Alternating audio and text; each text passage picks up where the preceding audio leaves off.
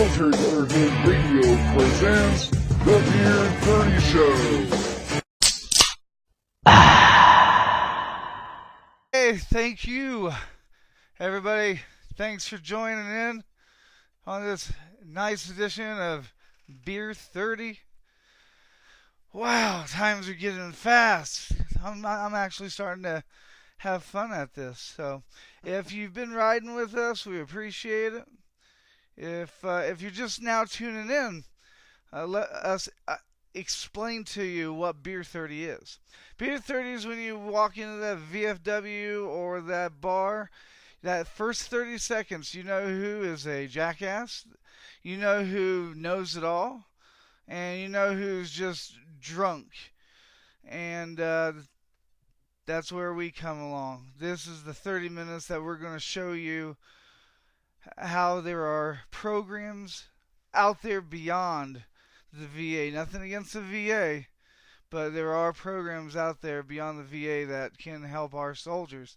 So, we have a special guest today. His name is Craig. He is part of a nonprofit, Warriors. It's Warrior Wishes. And he's going to tell a little bit about himself, and he's going to tell a little bit about the program.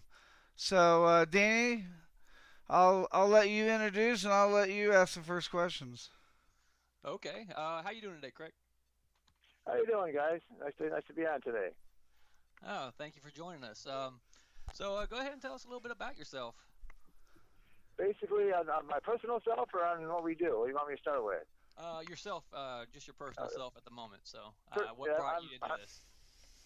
I'm a 57-year-old civilian, and my son is a 31-year-old civilian, and that's a big part of the reason why we do what we do. Is we know that all the military gentlemen kind of get along when they get in a room, but our goal is to make sure the civilian population, including ourselves, give you guys the respect and honor that you deserve. And our program is actually working. And what that program is 3 years ago, next week actually, we started at the beginning, we called up the Wounded Warrior Project and had them nominate 2 individuals for us at every single NFL stadium. And we were the first people to go to every NFL stadium in one season. Nice. And take two heroes with us each game.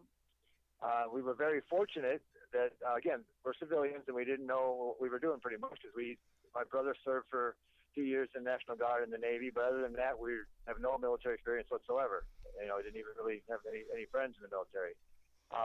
Anyway, about 8 weeks into the season, and I'll kind of jump up so it doesn't take too much of your time here. About 8 weeks into the season, ESPN actually had reached out to us and wanted to do a story. And if anyone listening might have seen it, on Veterans Day of 2012, there was actually a segment done about what we do and how we had honored at that point about 20 heroes, 20 different guys. That's it. We were fortunate, and if anybody heard it, they know what I'm talking about. We're from Chicago, so Mike Ditka on the air basically said, I want to pay for these guys' entire trip and help them out. And the thing is we're civilians, we're paying our own money, so we actually told Coach Ditka, no, thank you, because why should he pay for our father-son bucket list at that time? Mm-hmm. So long story short, we finished out the season. There's a lot more involved. We finished out the season, and hearing stories, week after week of every, crying with these guys, laughing with these guys, just giving them a good time. We actually decided to continue the mission after the NFL season and went back to Coach Ditka and said, listen, hey, if we make this into a 501c3, would you be interested in giving us that money you had pledged us earlier? He agreed to do it, and so for the last 3 years, we basically it's a Make-A-Wish Foundation, if you will, for not just wounded now. At the beginning, it was just Wounded Warriors. Now we take wounded, active duty, retired, Vietnam vets, World War II vets, and even fallen heroes families. We just had a golf outing yesterday where we honored 4 fallen heroes families and about 20 to 25 military at our golf outing. Now, when you say fallen soldiers, Greg, do you guys include the first responders, like the firefighters and the paramedics, or is it really strictly just military? No, it's not just military. Very good question. We've had a number of times. Our biggest project actually that we did as far as numbers, the opening day of last year's, actually 2 years ago now, New England Patriots game right after the Boston bombing situation. Well, what we did is we took and we got a wounded veteran for every bombing victim, the severe ones, like there's 15 of them, and we walked side by side onto Gillette Field, and the first responders that helped save them, those individuals from the Boston survivors, they were there. And so, yes, long-winded answer to your question, yes, we do that as well. And we also bring comrades of those fallen soldiers. You know, a lot of times the parents get real close to the comrades and brothers of those guys, and so we've brought them in as well. It's not limited. It's pretty much not limited to anything. It's whatever we can do. I'll share one story with you. Last year we brought a young man to the Bears game, and we invited he's a double amputee. He was in Walter Reed for 3 years. In fact, just retired about a month ago. And we brought him out, and we brought the two young men that literally saved his life to join us. The three of them go, and it was quite, I don't want to say comical because that's not a comical situation, but it was because these two guys were from Wisconsin. And I heard him saying, a couple times, I don't care if you saved my life. The Packers are going to kick the Bears' ass, that kind of stuff. So it was quite interesting on how serious, obviously, it was at the time. But, 2 years, 3 years into it, these guys, you have to learn to accept it, and these guys have, at least the ones that, and we're glad to help them accept it, which is not something that I want to be in their shoes, but, I'm glad that we're at least getting a chance to help a little bit when we can do that. When you guys take them to football games or baseball games, there's not like a rivalry thing going amongst them, is there? Because I know for sure that, being a Denver Bronco fan, I don't know if I could go into the hole with Danny over here. Yeah, see, I'm an Oakland Raider fan, so we're like complete opposites. Oh, yeah. Wow. He's Broncos, I'm Raiders. We just wanted to separate each other as much as we possibly could, so we had nothing in common. So. Well, I'll tell you the hardest part for us is we're from Chicago, obviously Bears fans, but what we do when we go to, we've taken about 1,260 heroes now in the last 3 years to various events, from That's awesome. Super Bowls to ESPYs and, you name it, NASCAR races. Anyway, and when we go, the hardest part is if we go to a Packer game, it's always hometown heroes. So our guests are always heroes of that area. So the Green Bay fans usually, And so when we go to a Packer game, we actually have to root for the Packers, silently, because we want to make sure that our guests are the ones that we're thinking about, not the Bears. You know what I mean? So we've had a few games where that's very difficult because, we're on their side for that night anyway. So it's tough. So how do you guys get the people? How do you guys pinpoint, like, I want to take these people to the game? Is it like a volunteer thing? Is it like you guys ask questions or what? We everything that we do is all nominated. For example, like I mentioned earlier, the Wounded Warrior Project was our sole nominating source the first year, because that's all we knew. Being civilians, we see it on TV. That's all we knew about. Now we get nominations from Semper Fi Fund, from family members, from BFWs, USO, Homes for Our Troops, any military organization, locally or nationally. Any family member can nominate their individual. And to this point, we've never turned anybody away, but we are getting a quite lengthy waiting list because of our program getting bigger and bigger every year. And we refuse to turn anybody away, unless there's an issue that we, come up with. But basically, any nomination. So again, to answer your question, we don't pick them ourselves. They get nominations from all over the country. Okay. I'm to believe that you guys used to be called All 32 and 17. Am I correct? Correct. Wow. Danny did his research. The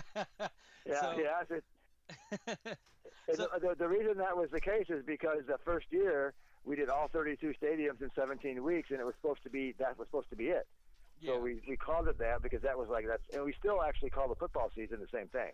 Because we call the football season, because every year it'll be our fourth year coming up, we do all 32 stadiums in 17 weeks, although this year it's going to be in 15 weeks. And we're going to be breaking the Guinness record this year because we're doing it quicker than we did it the first time.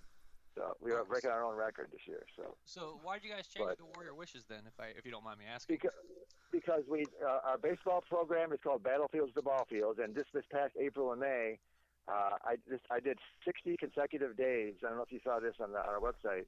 From April 1st to May 30th, I did a different game, or I did two games in a row, like in San Diego.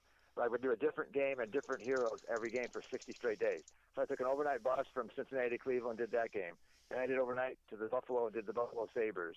And then went overnight to New York and did a couple Yankees games and a couple Mets games. And every single day we took 5 guys each team, like 250 guys that we honored in that 2-month span. And that was called Battlefields to Ball Fields because that was a baseball program. Mm-hmm. And so the reason we made it Warrior Wishes is we needed an umbrella organization because we wanted to do all these different sports.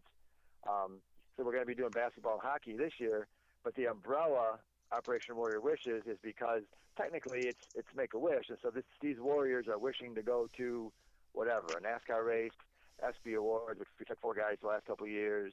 Again, that's how we got to the umbrella name of the organization. So do you have like nominees to where like a waiting list to We do. Go ahead, I'm sorry. Yes, we do. No, we do. We have, obviously, no offense to the Raiders, but the Broncos list is a little longer than the Raiders. and no offense to either one of you, but the Cowboys and Steelers always have the longest list, and the Patriots now too. And now the Seahawks are catching up a little bit. So you have more at certain teams, and then not as many at others. So, but yeah, we take them in order as they come in, and then again, we obviously we don't just randomly just take it, but we call the nominating person into just kind of follow up. But again, I don't discriminate. I don't care because some guys some guys need to get out. Other guys of our guests are like guys that maybe help out other veterans. And that's our favorite guests. Are the guys that have their own little 501c3s, or in fact, our guest that you saw, if you watched it on Veterans Day of 2012, his name's Brandon Rumbaugh, sergeant out of Uniontown, Pennsylvania. He is from November 1st to I think it's October 1st to November, like a month and a half. He's a single amputee all the way up to the waist, and he is going to be living on the streets homeless for 30 days to prove and get awareness to the homeless veteran situation. And so those are the types of guys. That's again our ideal guest, is because we want somebody that's not only helping himself, he's helping others in the process. Right. And So that's just one example. So with the nominees, do the soldiers nominate themselves, or is it purely peer nomination to get on that waiting list? Peer nominations. We don't take any well, I shouldn't say we don't take any. I don't want to discriminate against the gentleman that really needs to get out, and maybe he doesn't have anybody to nominate him. I mean, we wouldn't turn that down, but my point is, it's 99.9% a peer nominee. Wife's okay. Wife, just it's again. I don't want to turn anybody away, and so, but it's primarily. No, I totally understand. You don't want to turn anybody away, but sometimes you have to draw a line or a boundary because everything costs money. Yeah. Well, we're fortunate to have quite a few sponsors, including, like I said, Mike Ditka. In fact, my grandson's name is Xander Ditka Steichen because of the fact that Mike Ditka gave us this money, and we honored him by we're not dumb enough to name him his first name, but the middle name we said let's give him his middle name because he's helped us get to the next level. All right, so do you guys fly the veteran out there? Is there anything that the veteran actually has to pay for, or is that all taken care of by you guys? No, there's never, other than the ESPY Awards, which we did in July with ESPN. There is no flights because what it is we always have the nominations have to come from within like the Pittsburgh area or the Oakland area or the the Denver area in guys' cases. Now, if they're over an hour and a half away, we always get them a hotel room. So we do provide hotels for them, but there's very rare cases. We've had one family that wanted to go to a game in Dallas and they lived in New York, I think it was. They paid for their own. We don't fly anybody yet. That may change soon because we're getting a lot more sponsors. Mm-hmm. But currently, that's the reason for the nominations being local and it's for two reasons. One, there's less travel, but also when you're a hometown hero and you go to the game, everybody we take sees some of their friends there. If we get a media, if they're doing a news story about us, they see the guys on the news in their hometown. It's the hometown hero feel is what we're trying to create. So we don't want to bring a guy from Chicago to be honored at the Raiders game because he's not from. He doesn't care. Probably. Right. He's probably a Bears fan. And that's not fair. So we want to make sure it's a Raiders fan or at least someone that lives out in that area. Now, Greg, sorry to interrupt. Greg, with the airfare that you're talking about, have you already been in contact with Mercy Air Flights? Well, I do overnight buses most of the time because we're real big on making sure the money goes where it belongs to you guys, and so 99% of the time I'm taking the bus. Now I will say, when we get a Spirit or Frontier Airlines here, like I'm flying to San Francisco, and they get it for $15, in a couple of weeks. Yeah. So it's like when I get those fares, yes, we take it. But for the most part, it's all cheap. We make sure that the money goes where it belongs to the guys that deserve it. Well, before we get off here or on the other side, I'll give you some phone numbers of some nonprofit airlines that might be able to work with you. Oh, cool. If you don't already have them. Well, I will tell you, the first year we had, it wasn't an airline itself, but my son was on a flight with a Southwest Airlines flight attendant and heard about what we were doing, and she actually called up all of her flight attendants, and they all donated a couple buddy passes. So the first year, we were pretty much taken care of. The second year, Southwest stopped doing that, so we've pretty much been on our own the last couple of years. Now this year, Virgin Airlines is actually, we have what we call a city sponsor. Every city we go to, we get a sponsor, like Jack Daniels sponsor this in Tennessee, Mercedes-Benz in New Orleans. Well, Virgin Airlines is based out of San Francisco, so they're sponsoring our Raiders, 49ers, Giants trip, which is September 13th, and so they are taking care of the airfare there. So we do have sporadic flights that are taken care of, but not anything consistent. Okay. So you're going to be at the Raider game on the 13th then? Yes, sir. Are you there? Are you going to be there? Yes, I will. There we go. We got a chance to meet then. There you go. I'm actually taking my dad to his first Raider game ever. Wow. So. Wow. Yeah, they might actually win. Honestly, I don't even know who they're playing. My schedule has my home games on it, and I know where I'm going, but I don't always know who they're playing. So. Well, they're going to be playing the Cincinnati Bengals. Oh, okay. Yeah, I don't trust Andy Dalton. We know what happened last time. They can't play on the road hardly at all. Cincinnati can't. No, you're right. They win at home all the time, but you're right. They don't win on the road very often. No, there's a lot of teams that are really good at home, and they're terrible, on the road. Denver's one of them. We're terrible on the road. Yeah. So the thing cool about that Oakland-Cincinnati matchup is it's probably the two best tailgates in the NFL. You got Kingsford Kirk out there in Oakland. I'm sure you guys know who that is. And then you got a Houday baby in Cincinnati, because we obviously kind of tag along on the tailgates as well when we take these heroes to the games, and we try to find the biggest tailgate we can, and then we do moments of silence for the fallen heroes at the tailgates, and we'll do an honor ceremony for them, for the soldiers themselves and the Marines and whoever we've taken. So that really helps from year to year, and that's why the program has gotten bigger and bigger. And one thing that we do that we are not doing this to take them to a game. It's Friends for Life. Like I said, we have 1,267 new friends in the last 3 years. Every single one of them, when we go back to Oakland, for example, I'm going to call all 25 or however many guys we've taken the past 3 years.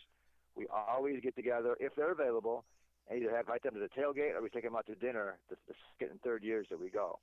So that's one thing that we're very adamant about, because it's not just, hey, let's go to the game. I won't give you a ticket. If you're nominated and we can't go with you, I won't give you a ticket, because we like to make sure that you get to meet some of the players, that you get treated the way you should be treated. You're having a nice dinner at a Morton Steakhouse. I don't want to do any plugs here, but a nice steakhouse at Dick, whatever. So, but that's why that's what we do. So I mean, there's a lot of good organizations out there.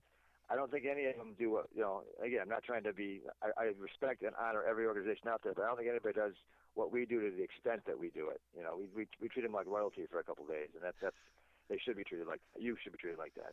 Well, that's awesome, and Greg, I really appreciate that, because that's one of the reasons why me and Danny did this podcast, because I wanted to do something, but after my mother died, it was just too hard coordinating events. So what's better than coordinating events? Creating a podcast that airs on the radio, talking about all the nonprofits that are out there, and then that helps soldiers. So Danny was kind of my lifeline. I was actually going to give it up a couple of weeks ago, But Oh wow. yeah, Danny's like, no, we got this, man.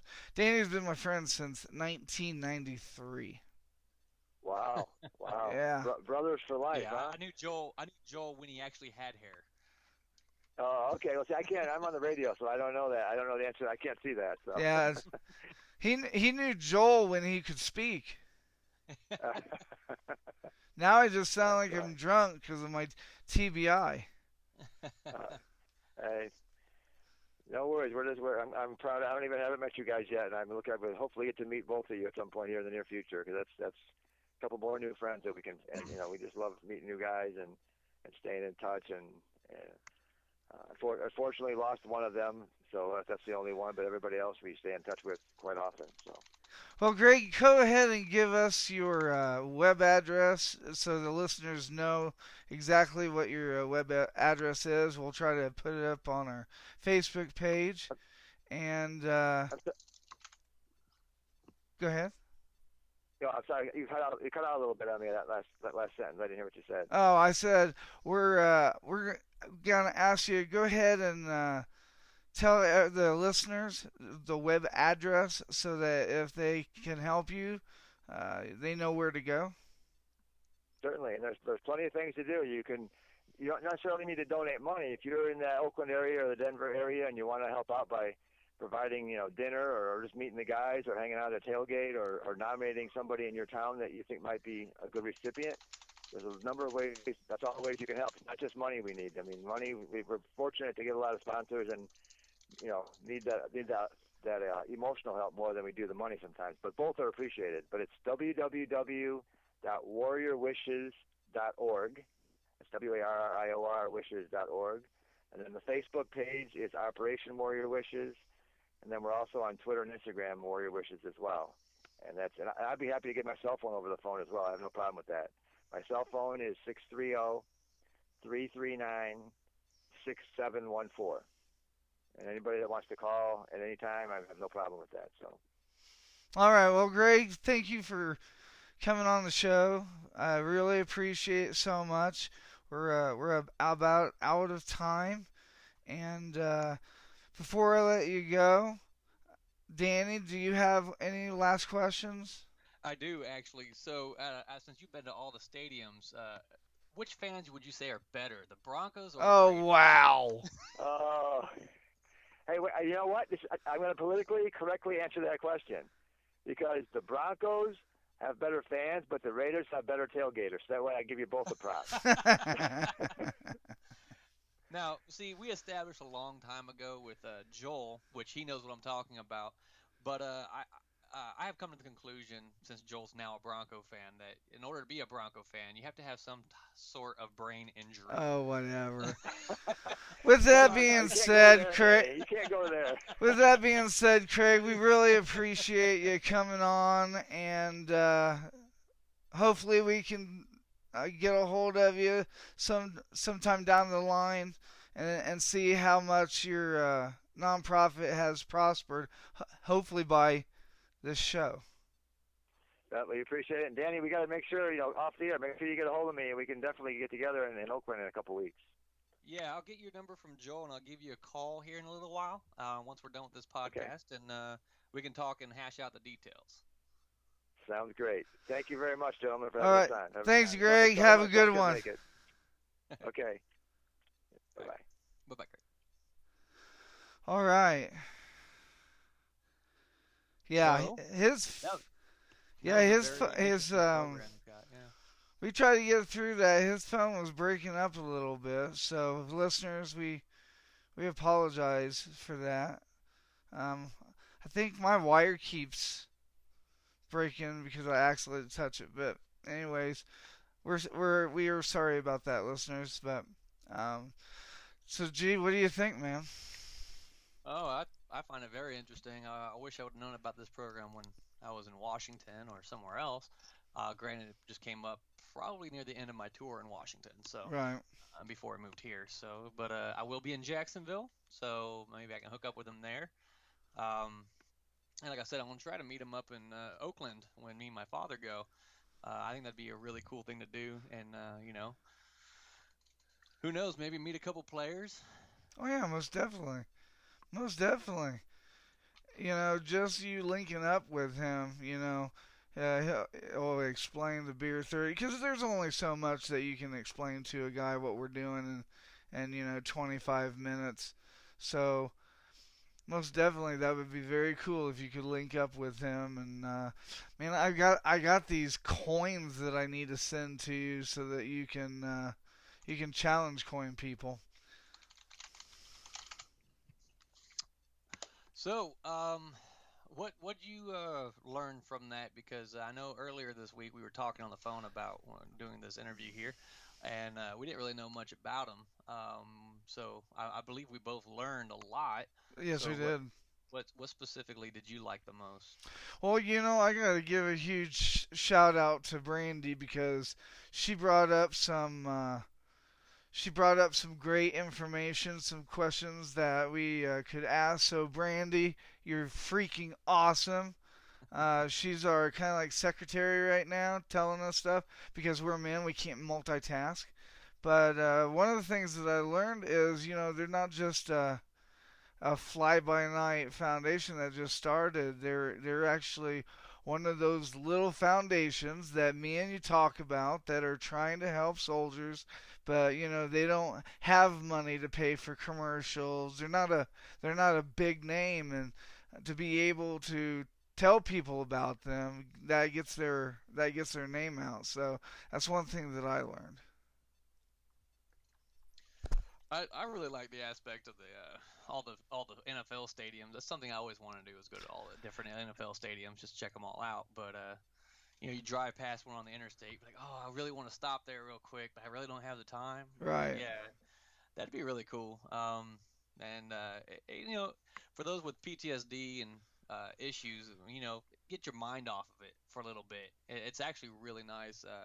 I know Joel can kind of relate that it's great to get your mind off whatever everything that's going on. And Yeah, that's whatnot. the truth. Out, I mean, so. you might have some anxiety with your PTSD, so that might catch a glimpse. My my referral would be go to your medicine doctor and tell him, hey, I'm having a little anxiety, and then go into these clubs or go into the football stadiums. Not for hours at a time, but maybe for 5 or 10 minutes. Because we have to grow back into it. You can't just, oh, I'm here, because it's gonna mess you up. So don't set goals that you can't accomplish, that you know that you can't accomplish. So that's what I did, and that's how I was able to, you know, go into stadiums and go into bars and stuff. Don't get me wrong, Danny. I still get that anxiety. I still do. Oh, But I don't I'm doubt it. still working at it. And when my mother died, that really intensified the PTSD. And I will tell you one thing: if you're upset, soldiers that are upset and have PTSD, that PTSD, it just multiplies it by 4 times. So you're not alone. So, but anyways, this is the time that the music would be starting to play. Um, but it's not. That's okay. So, do you have anything to say, Danny? Oh no, just about ourselves. We're revamping our image at the moment, so Right. got a new logo, got a few things we're in the works at the moment, so we're gonna be changing things up a little bit. So far, the direction I think everybody's happy with, and as Joel mentioned, we have Brandy as our secretary now, kind of ish. She's doing a really good job Oh at yeah, she is amazing. getting questions and doing some background research for us. It saves me some time having to do it, so. Yeah. So, other than that, I really don't have anything else unless you have something, Joel. No, I don't. I'll leave you guys with this. Just remember, everybody, the number's 22, and there is a group. It's called I can't pronounce it. It's like Inflatable 22 or Inflatable 22. We'll get that as well on our website. Um, But there's a soldier out there today that's having trouble. Give him a text. Don't poke him on Facebook. That's gay. Give him a text or call him. Say, hey, just checking on you, thinking on you. Because sometimes we need a little pep rally. So, with that being said, I hope you guys have a great week. Catch us here next Monday. I'm trying to see who we have on as an interview, because I believe we have an interview as well next week. Unless Brandy knows off the top of her head. I don't think we have an interview. I think we have a discussion. So, and Brandy's not typing anything, so we must be having a discussion. So. Oh, looks like she might be typing now. Well, either way, we'll either have somebody to interview or we'll be talking about something very, very interesting. Yes, very, very, very interesting. So, all right, everybody, have a good week. Stay clear, stay safe, and just remember, we really love you and we really appreciate you guys listening to this podcast. Have a great one, guys. Bye. Bye-bye.